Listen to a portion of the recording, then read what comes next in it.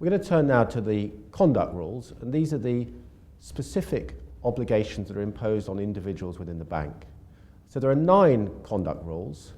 The first 5 are the individual conduct rules, and they apply to pretty much everyone within the bank. The final 4 are the senior manager conduct rules, and they apply only to SMF holders. So if the regulator, either the PRA or the FCA, believes that the SMF has not met the standards required by the conduct rules, in particular those 3 duties requiring reasonable steps to be taken in managing your area of the business, then that can lead to disciplinary consequences. So the individual conduct rules, the first 5 on the list, are obligations I think many people would believe that they would owe in practice in any event.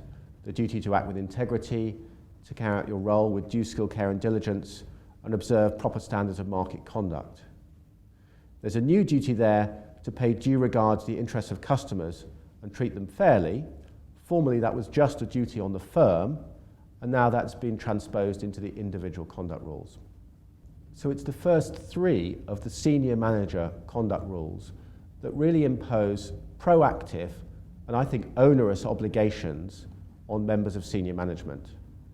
You'll see that they each impose the duty to take reasonable steps to ensure that the business of the firm for which you are responsible is controlled effectively, that it complies with relevant regulatory requirements, and that in relation to those that you delegate activities to, that you're delegating them to appropriate people, and that you oversee the discharge of the delegated responsibility effectively.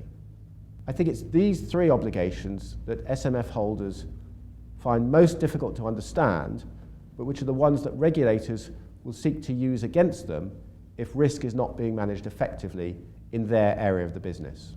So if the regulator, either the PRA or the FCA, believes that the SMF has not met the standards required by the conduct rules, in particular those 3 duties requiring reasonable steps to be taken in managing your area of the business, then that can lead to disciplinary consequences.